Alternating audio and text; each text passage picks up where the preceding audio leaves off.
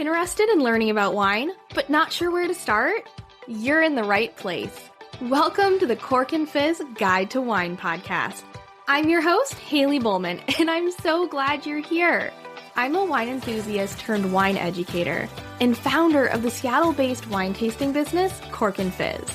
It is my goal to build your confidence in wine by making it approachable and lots of fun. You can expect to learn everything from how to describe your favorite wine to what to pair with dinner tonight, and so much more. Whether you're a casual wine sipper or a total cork dork like myself, this podcast is for you. So grab yourself a glass and let's dive in.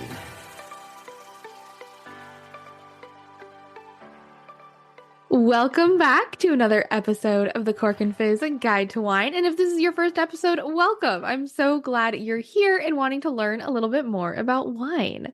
Today's is a very fun episode. I'd probably say that before all of them. I think they're all very fun episodes. But today we're kind of getting into the spirit. I even have some sunshine outside here in Seattle, so I feel like the weather's cooperating with me too. We're going to talk about my favorite spring picnic wines. And so there's something special about a picnic. It's so funny. I'm not an outdoorsy person. Ask anybody. I don't enjoy hiking. I don't like camping. I've never gone camping. I guess I can't say I don't like it. But there is just something special about a picnic. Now, in my mind, a picnic can be anything from, you go to the park and you lay out a blanket, you sit on the blanket and enjoy some food. You can bring like a cute little basket, or maybe you grabbed a takeout. My husband and I love doing these picnics on the beach where we go and grab a Thai food takeout and then head up to the beach, and they have these, nice logs to sit on, and we just sit in the sand and eat our Thai food and look at the waves, and it's really lovely. Or it can mean just hanging out in your backyard. You can be sitting at a table. I just feel like it's like, the vibe of a picnic, right? It's light, it's bright, it's fun, you're enjoying the sunshine. That is the vibe that I put into picking these wines. And before I go into the wines, I have to tell you a fun little story, probably one of my favorite picnics other than those beach picnics. My husband and I did a cute little picnic in Spain when we visited. And this was right after I graduated, and we went to Madrid. And one of my favorite things to do there is just grab some food from the grocery store, like super simple. The food there is just so good that even the grocery store food is amazing. Just grab like a loaf of fresh bread, some good old jamon, the fancy ham that is a lot like prosciutto, grab a fresh fruit, maybe a salad, and of course, grab yourself a bottle of wine, which of course we needed to do. And then I think we may have taken the stemless wine glasses from the hotel. So we made sure that we had some glasses to drink from. But we just set out a blanket in the park. Now, I think in the US, drinking in the park is illegal. So just a heads up on that one. Not sure if you can do that here, but it was such a perfect afternoon. And we even made a friend of this giant, goofy golden retriever. And I think he fully ate a stick when he gave up trying to get our food. But he was lovable and wonderful. And it made me so happy. So these last few weeks have been a little bit more difficult just with work stuff and being busy. And so whenever I picture going on a picnic and enjoying a bottle of wine with friends or my husband or family, it just makes me smile. So I figured it would be a great episode for the podcast. So hopefully it can make you smile as well. Now, obviously, any wine can be a picnic wine. But these are going to be my top suggestions on just what I think of when I think of a picnic. Some of the things that I'm keeping in mind, or I kind of tried to figure out what about these wines made them a picnic wine. So for me, lighter bodied wines. There is a time and a place for that full bodied Cabernet that's luscious and rich. And to me, a picnic is not the place for that. I also really like fresh aromas. I think it goes with those spring vibes of the flowers coming up and the trees blooming. Another thing, which I can't guarantee with any of these wines, but when you're shopping for this, I keep this in mind. Having a screw cap is actually really, really helpful on a picnic. One, in case you forget a corkscrew. Two, it's a lot easier to close the wine off if you don't finish it, and it's easier to put the screw cap on in between glasses. If you set the wine down in the grass, you don't have to worry about if you have a screw cap on it. I also think low cost. Honestly, I'm probably not gonna, except for one of these on the list, I did kind of get into the splurge area. But for the most part, $15 and under is about what I tend to spend on a picnic wine. But maybe if I'm celebrating or doing something special, as you will note on wine number 5 that I talk about, I may go a little over that. And then the last thing, and this isn't required on all of these, I just noticed that it's something I think about. Bubbly tends to go really well on a picnic. So you'll notice I talk about that in a couple of these. Now that I've kind of hinted it a little bit and told you all about it, why don't we get into learning what are my favorite spring picnic wines? Just a quick reminder, if you are not on my mailing list yet, what are you waiting for? I would love for you to join. When you do, you'll get a free shopping guide that has 15 of my favorite wines under $15. Head to corkandfizz.com, scroll down to the bottom, and there'll be a little section where you can join the mailing list. I send out a weekly newsletter filled with wine tips, recommendations, special offers, and so much more. Now, let's get back to the show. Starting with wine number 1, we are going to talk about Blaufränkisch. Now, that probably sounded German. It's actually Austrian. Blaufränkisch. It is Blaufränkisch. So if you ever see that anywhere, or if you want to search it, I will also have it in the show notes for you. I know it's sometimes hard when you hear something and then to try to figure out how you spell it. I am a terrible speller, so I am there with you. This is Blaufränkisch. It is an Austrian red. It's super fun, and you really have to try it if you haven't already. In terms of aromas, it's all across the board. So you've got some really nice fruit aromas like blackberry and cherry, but it does go a little deeper. You have a little bit of this allspice characteristic to it, some dark chocolate, potentially even these green notes like green pepper, earthy, kind of think about like potting soil, and just like that fresh smell of spring is something that you can find in this Blaufränkisch. Now, these might sound like really rich aromas, and you're like, Haley, you just said you don't want a rich wine. But the thing is, this wine is light to medium bodied. So it has these intense aromas and flavors while still being kind of lighter on the palate. Remember, the body of the wine is how heavy it feels in your mouth. So a light bodied wine, I compare it to different types of milk. So a light bodied wine is like a skim milk in terms of just like very light, almost watery, as opposed to a full bodied wine is like whole milk, very viscous and coats your mouth. So typically on these, they tend to be light to medium bodied. You've got medium plus acidity. You'll note that light bodied tends to connect to higher acidity as well. I have a tendency to pull out a lot of high acidic wines because that is my style, but I have had some listeners mention that they prefer lower acidity. So I'm going to try to throw some in here that aren't quite as, but this one's medium plus. So it's not totally high like a Pinot Noir or a Gamay, but it gets up there. There is medium tannins. So remember, tannins are the things that make your mouth feel very dry. I do not love tannins, so I tend to reach for red wines that are medium to low tannin structure and medium plus alcohol. So there is a little bit more of a kick to this. Picnic wines, I tend to go a little lower alcohol, but this one's worth it, so I allow it. This wine is similar to, so I thought it'd be fun to kind of compare these to wines you might be a little more familiar with.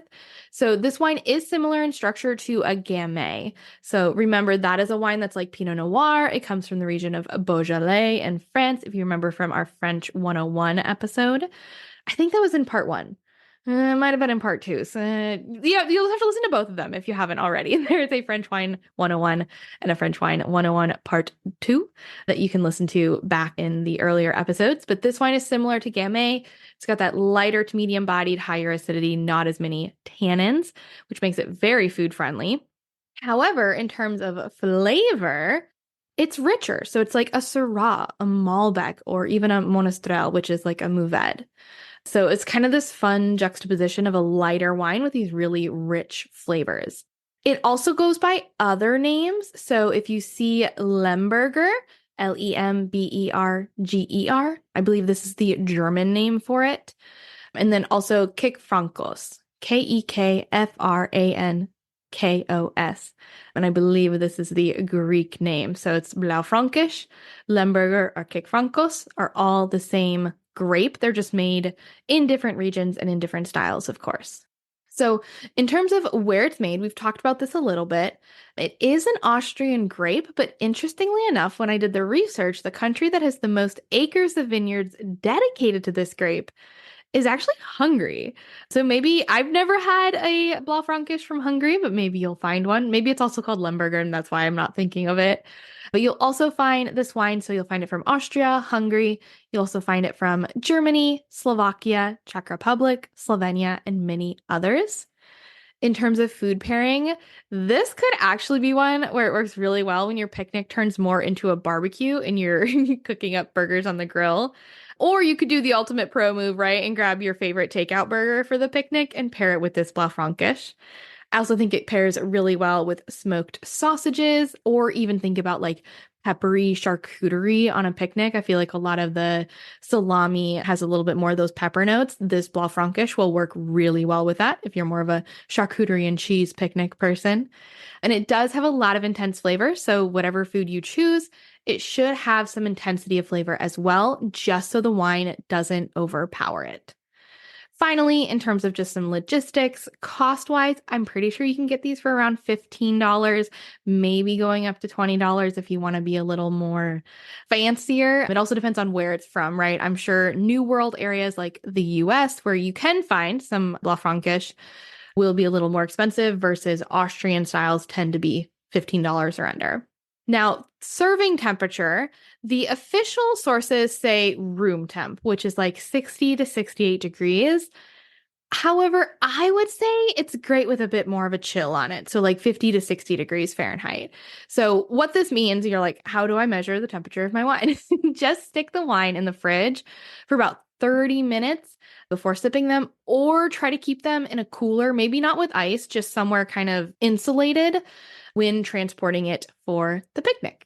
And some of my favorite bottles, if you want to try to look for these, I'm always very careful about giving specific bottle recommendations because I know you might not always be able to find these where you're at. So my best suggestion, as always, is to go to your local wine shop and say, hey, I'd love to try a Blaufränkisch for this picnic I'm going on.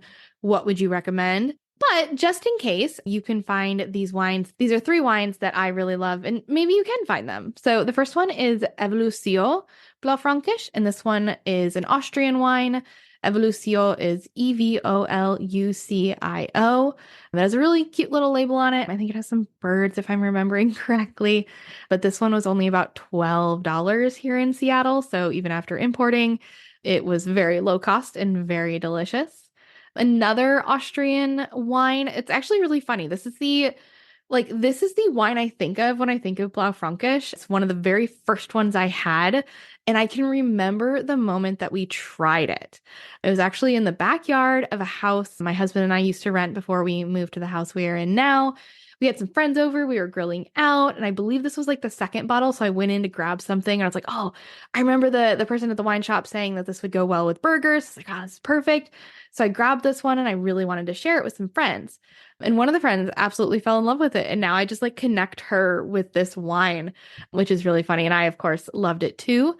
When I started writing this episode, I knew I wanted to talk about this wine, but I, for the life of me, could not remember the producer. I am not great about that. Like, if anybody were to ask me, what is like that one wine that just made you like totally fall in love with wine, I'd be like, I have zero clue, actually. I just like, I know what styles of wine are fun, and I have these moments and memories in my brain, but I don't have the exact producer. But what I did remember is there was an octopus on the label and that it was from Austria. So I did a quick Google search, and I tend to take photos, or not a Google search, actually. It was a search in my photos on Google Photos. So I take pictures of most of the bottles that I drink, and I just searched Google Photos for an octopus, and ta-da, thank God for Google search and image reading capability. I found this wine, but funny enough, it's actually not 100% Blaufränkisch. It's a blend, which includes Blaufränkisch and some other Austrian grapes, but it was called Beck, Beck Inc. Like INCK, like, or INK. Goodness, I can't even spell when I'm looking at the word. Beck Inc. Blaufränkisch blend. And so highly recommend this one. Was really lovely. Ink is like the name of it instead of calling it Blaufränkisch since it's a blend. But this producer, Judith Beck, actually does have a full 100% Blaufränkisch. And one of my court crew members tasted it during our virtual tasting party when we talked about Blaufränkisch probably about a year or so ago, and she recommended it. The label's bright blue, so if you see it, producers Judith Beck, give it a try. And finally, one not from Austria. It's actually one from New York that I've had, and it comes from Weiss Vineyards, Weis, up in the Finger Lakes of New York. It's a really I think they're doing a really great version. For a New World, it's a little fruitier. It still has a lot of spice and good, richness to it. And this one was around $26. And I don't remember if I said that Beck Inc. Blaufränkisch blend. This one's going to be a little harder to find, but I did find it online for $18. Okay, so that was wine number 1, Blaufränkisch. Moving on to wine number 2. This podcast is sponsored by Repour Wine Savers. Listen, I love wine, but that doesn't mean I want to drink a full bottle every night. You see, it's always a risk opening a bottle knowing I'll only have a glass or two. But now I don't worry about that at all because I have Repour. These little contraptions will keep your open bottles of wine good for up to 3 months by removing oxygen from the bottle using fancy chemistry. And they're so easy to use. I simply open a bottle of wine, cork or screw cap, just like normal, and enjoy my glass or two. Then, when I'm ready to call it a night, I rip the foil off my Repour wine saver and place it in the bottle in place of the cork or screw cap, and then stick the bottle in the fridge. Simple as that. Then, whenever I grab another glass from that bottle in the future, I just make sure to put the Repour back on as soon as I'm done pouring. It's that easy. Want to give Repour a try? Head to repour.com, REPOUR.com, and use code CORKANDFIZZ for 10% off your order. That's Repour, REPOUR.com, and use code CORKANDFIZZ. No spaces in that, and the and is spelled out, so it's CORKANDFIZZ. Once you have Repour, you'll never have to worry about opening a bottle of wine just for one glass. I mean, heck, now you can try 2 or more wines at the same time and have your own at-home wine tasting. This podcast is sponsored by the Cork Crew Virtual Wine Club. Interested in trying new wines, but not sure where to start? Or maybe you've been listening to this podcast for a while and you love the idea of tasting wine live with me. If that's you, come join my Cork Crew Virtual Wine Club, and you'll get to sip wine with me twice a month while I help you find new favorite wines. The Cork Crew is not your ordinary wine club. This is a community of people who are passionate about exploring new flavors, learning about different wine styles, and having fun along the way. And the best part about this club, purchasing the wine is completely optional. Plus, all events are recorded, and you have access to the full library of recordings as a Cork Crew member, so you can always catch up if you can't make it live. Oh, and did I mention it's virtual, which means you get to do all of this from the comfort of your sofa in your PJs. No need to worry about driving in crappy traffic, finding a designated driver, or spending an arm and a leg on a taxi. Want to give it a try without the commitment? You're in luck. Right now, I'm offering a free class pass to anybody who wants to try out the Cork Crew Virtual Wine Tasting Club. With this pass, you'll be able to join a Cork Crew event of your choosing. No strings attached. I don't need your credit card. I don't need you to sign up for anything. You'll be my guest. Simply head to corkandfizz.com/free class pass to get your class pass and be one step closer to becoming a member of the best wine tasting club around, the Cork Crew. I can't wait to see you there. Now let's get back to the show. We are going to talk about a wine called Colombard. I've had very few Colombards in my life, but they are literally sunshine in a bottle, which does it get any better than that for a picnic? This grape, it's planted a lot across the world, but it's primarily used for brandy production, especially in its home of Armagnac, France. But luckily for us, folks have started making wine with it. So aroma-wise, you're going to get these are also fresh and springy kind of aromas to me. So you get green apple and honeydew and white peach, a little bit of nuttiness from almond, and then that herbal aroma of lemongrass. Structure-wise, it's literal sunshine in a bottle. I bet you have a good idea of what this is. It is light-bodied, high acidity, medium alcohol, and no sweetness to it. It is a dry wine. It is going to be most similar to a Sauvignon Blanc, or if you're familiar with a Friulano, which is from the Friuli region of Italy, which again, a Friulano is just similar to a Sauvignon Blanc. It's almost like just naming synonyms here at this point. This wine, you will find it made in South Africa, the United States, France, and Australia. I'm sure you'll find it in other places, but those were the top four that I could find. Food pairing wise, I remember when I had this wine, we had just gotten a new cookbook. I say we, I did. I made, when we get a cookbook, I think about it as like me and my husband got it because like we are the one that are going to eat the food. But I got the cookbook and made the food and we ate it. But it was a fresh green bean salad. So we blanched the green beans, which was a new technique that I hadn't heard of before. It's where you like, I think it's where you like quick boil and then you put them in the ice and then it just makes them very fresh and very crunchy. Highly recommend. So it was those blanched green beans, mozzarella pearls, blueberries, and I think maybe tomatoes, like cherry tomatoes. Anyways, it was great and it worked really well with this really fresh, bright, acidic colombard. I also think just like think anything fresh. So like if you're salads, in terms of cheeses, this could go really well with those like lighter, like mozzarella and burrata and softer cheeses where you don't want your wine to overpower it. It'll work really well. Or like goat cheese, right? Like think Sauvignon Blanc loves chèvre goat cheese. You could also pair a colombard with it. If you can find this wine, it is a little challenging to find, but the ones I found are around $15 to $20. And you might find them as a blend. So Colombard blended with Sauvignon Blanc. Still recommend trying that. You don't have to like avoid it because it's not 100% Colombard. I still think you'll get a good vibe from it. And serving temp on this one, cold. I think you're great to keep this on ice until you're ready to drink it. In terms of favorite bottles, again, Google Photos saves me. I remember I have a specific memory of having that green bean salad and having this bottle.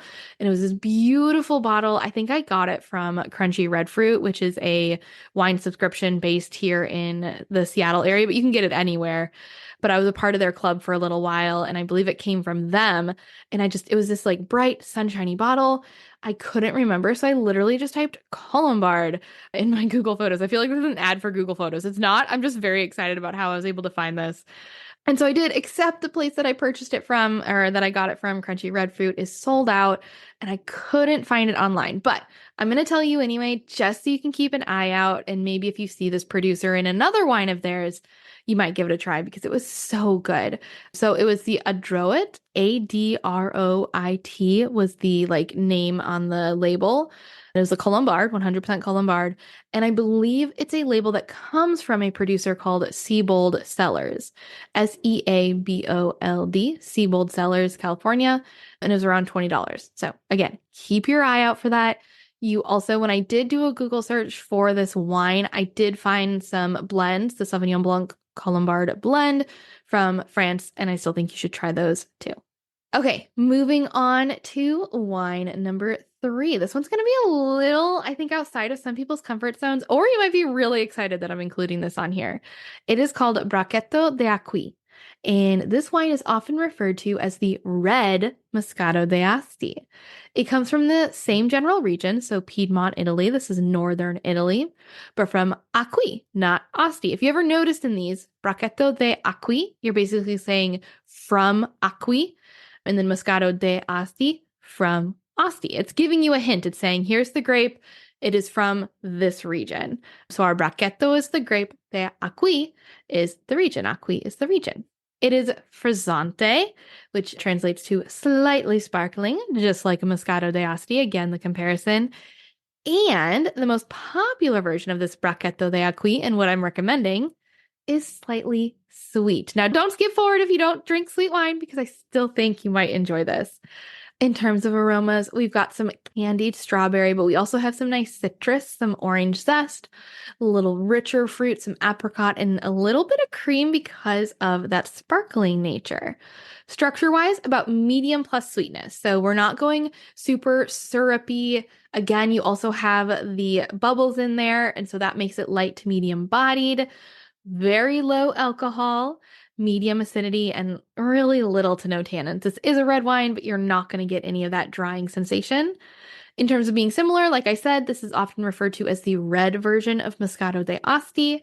And you could also think of it similar-ish to a Lambrusco. I think Lambrusco is a lot richer, but maybe if you think of the sweeter version. But again, the sweeter version of Lambrusco is also like a little more on the syrupy side, and this Bracchetto is just way more fresh. Food-wise, that slight sweetness makes it perfect to pair with like a fresh fruit salad. I think fruit and anything with like some sweetness to it can be so hard to pair wine with, but this Bracchetto works so well. I also think it pairs wonderfully with chocolate. So if your picnic is more about dessert, this is going to be your wine. I also think like the best pairing I've ever had with Bracchetto d'Aqui was angel food cake. I used to work at a bakery as a kid. Well, not like as a young kid, but when I turned like 12 or 13, I worked in my hometown's bakery, just at the front, ringing people up. And this bakery, they always made an angel food cake, and then they would make their own frosting for it. And the town loved it. And I'm sure it was very simple. It's just like frosting and fresh strawberries. But they would put it on the homemade angel food cake, and everybody wanted one of those. Like the cake for their birthday. I had this after I got older, right? When I got back home and paired it with their Bracchetto d'Aqui, and it was delicious. So highly recommend. This sparkling also lends itself to lighter dishes like a chicken salad sandwich or seafood. And you can pair sweet wine with savory dishes. It actually works really well. There's no reason that you have to save the sweet wine for dessert. Cost-wise, again, right around the $15 range. I believe you should serve this totally chilled.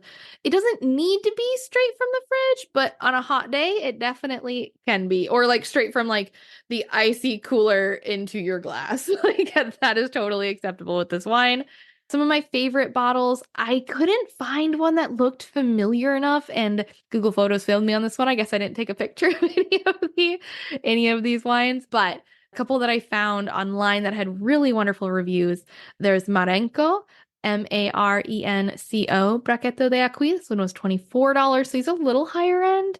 And then Rinaldi, and this was about $30. Now, if you can't find Bracchetto d'Aqui, you could just try Bracchetto, but just note it might not be sparkling and it could come from anywhere. So remember that d'Aqui tells you it's from Acqui, Italy. Okay. So we've talked about, what have we talked about already? We've talked about Blaufränkisch, we've talked about Colombard and Bracchetto d'Aqui. Now it's on to another white wine, and this is Picpoul. If you ever had this wine, you might be noticing a trend here. This is another high acidity, light-bodied white wine that is just perfect for your picnic. To me, I think it's honestly like adult lemonade. It is so good. This is perfect for when your picnic is on the beach or you're enjoying some fresh seafood. Aroma-wise, we've got green apple, citrus blossom, grapefruit, lemon, thyme, and then you've got the seashells and the salinity, this like saltiness, and every wine person's favorite word, some minerality. So crushed gravel, think that fresh smell after it's just rained, or the sound, or the sound. The aroma is like the sound. We're mixing up senses here. Or like the smell of the rocks after a waterfall. Like when you're walking by a waterfall and those wet rocks, that is minerality. Structure-wise, like I mentioned, high acidity, light-bodied, medium alcohol. This is going to be most similar to an Albarino or a Vinho Verde.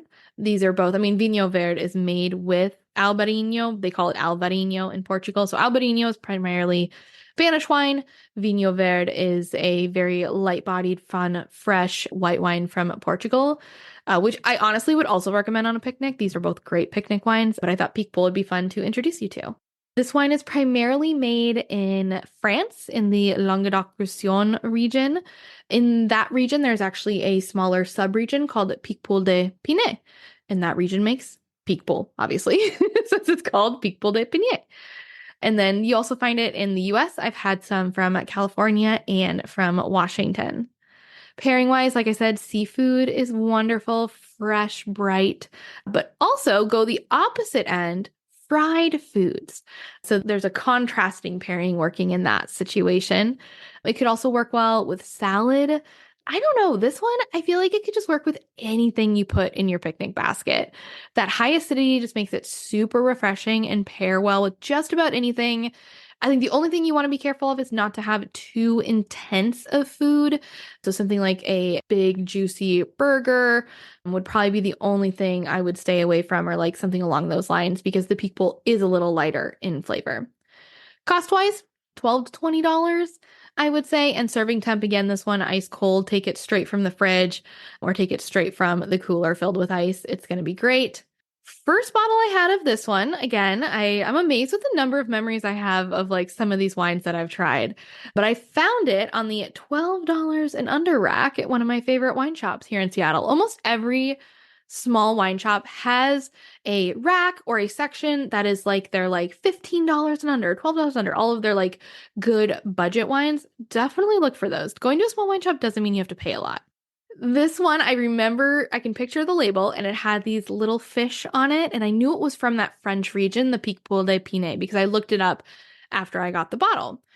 Of course, I tried Google Photos. Apparently, I did not take a picture of this one, but I did do a Google search, and I literally looked up like Picpoul de Pinet with a lot of fish on the label, and I found it. It is the Vignerons de Florensac Le Poisson. And so the Le Poisson is Lepoissons.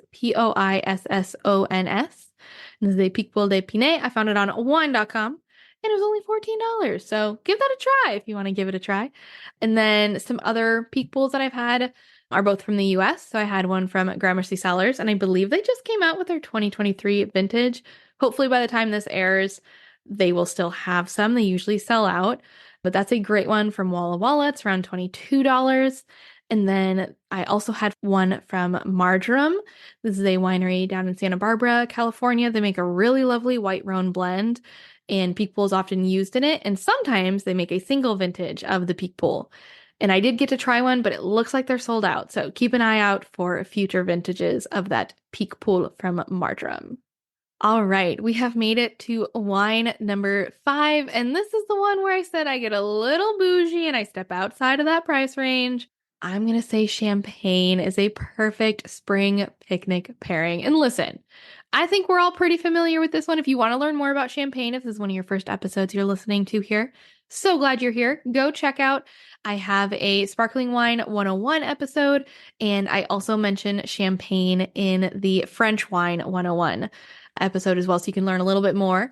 So I'm not going to go into the details on this one here, but I will tell you a little bit more. There's just something about having a chill, relaxed picnic and then bringing along a bottle of champagne, just make it feel bougie and fancy, and even like a celebration. Even if you're celebrating, hey, we made it through the week, like, why not pull that champagne out? Or we're celebrating the sunshine today. That is a perfect reason to pull out a bottle of champagne. Plus, it pairs so well with food. I mean, cheese and charcuterie, champagne. Fried chicken, champagne. Fresh fruit, champagne. Tea sandwiches or breakfast pastries, champagne. The list goes on and on. And you could do this with other sparkling wines if you don't want to spend, the $30, $35 that a champagne costs. You could easily do that with cava, Cremant, or Prosecco. There's just something to me about the idea of champagne on a picnic, like make it feel fancy. But you can do it just as well, and you can feel just as fancy doing it with a $10 bottle of cava, $15 bottle of Cremant. It's just the vibe that you bring. And of course, serving temperature on this, definitely chilled. You want that bottle in the fridge for a while. Take it straight from there or have it on ice when you are out on the picnic. And in terms of favorite bottle, it's all of them. I don't think I've had a champagne that I don't like. It's a fan favorite and is at the top of the wine food chain for a reason. It is always absolutely wonderful.